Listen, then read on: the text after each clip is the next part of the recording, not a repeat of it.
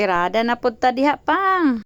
So karong adlaw nagtirada na pud si Papang og spray kay daghan na pud kaig sagbot nga ang ginatawag og lupo-lupo. So lisod kay na siya mga kalabs, kwaon so kay nanglan jud isprayhan.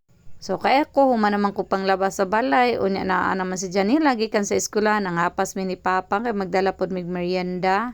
Nya pagpadulong pa lang dito nalingaw na kong Janila kay kung sa una amo pa siyang ginakugos ug amo pa siyang gina-assist sa among agianan. Hala karon siya na lang joy mo agi diri unya mo tabok-tabok para bagyod.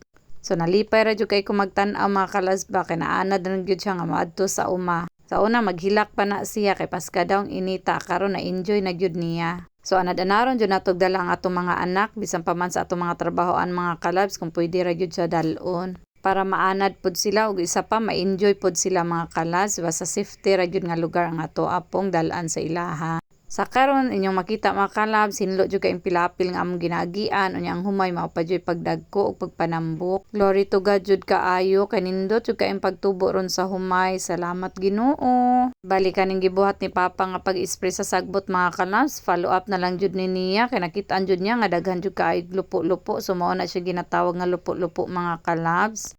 Nagtuumi nga wala siya sagbot pero anaa gyud ay na sa mga tunga-tunga mga kalas mao nagikugihan jud og spray ni Papang kay dili na pwede nga managhan. Ngana namo kalab ang among humay mga kalas kinahanglan wa jud siya sagol. So sa inyong nakita grabe na jud ka green ang humay o yan hindot jud kaay sa mata tan-awon. Unya nahuman naman si Papang ditong dapita nanguli sa jud mi kay magmerienda. Unya si Janela naargi siya sa payag nagduyan-duyan na siya gibiyaan po nako siya kay kabalo man pugo safety po siya ditong dapita. Unya sa makita ninyo sa video mga kalabs paska jung kusuga sa hangin di ba makatulog jud ka basta naa ka diri sa uma mga kalab.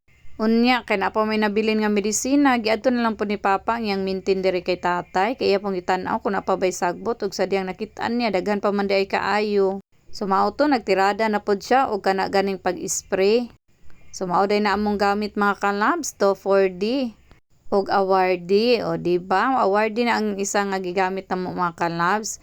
Actually friendly lang kay na siya sa humay mga kalabs, systemic na siya unya bugnaw ra pud kayo iyang epekto ana sa atong kahumayan. Dili pud siya madaot og dili pud siya masunog. Beke naman Iva. So mao to nilakaw na pod si Papang kay mag-spray na pod siya. So init kaayo pero mao po na atong kinahanglan kung mag-spray po tag sagbot dapat wala po'y ulan aron mga matay dayon sila. Unya ni una lang paguguli ni Papang sa payag kay ako na lang pong gidala ang mga medisina nga dili na niya magamit aron gamay-gamayan pod ang iyang dala. So diri na pod si Papang ni Tiwa sa area ni tatay kay mao pod ni ang iyang ginamintin mga kanabs. So amo po ni siyang pinanggaon. Kay paglibot niya ganina nakitaan pod niya nga daghan pod di ay kaayo og sagbot so dili nato dapat pasagdan mga kalabs dapat kay panggaon jud nato atong kaumahan nga wa jud mga sagol ug wa po'y mga sagbot nga sagol mga kalabs. So yan mga kalabs mao na among gamit to 4D og awardee.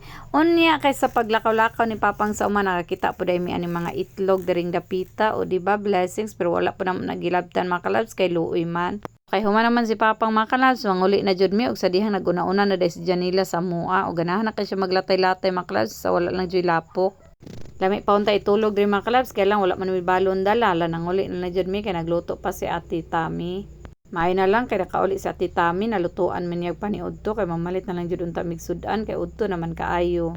Unya pag abot na mo diri mga kalabs sa lingaw jud ko video ni Janila kay grabe jud yang kiay-kiay nga nagbaktas mararagway init wa pa jud ni jacket. Pasabot na mga kalabs nga lipay kay siya nga gidala namo siya sa uma. So that's it for today's video mga kalabs. Mao po ni among ganap karong adlaw.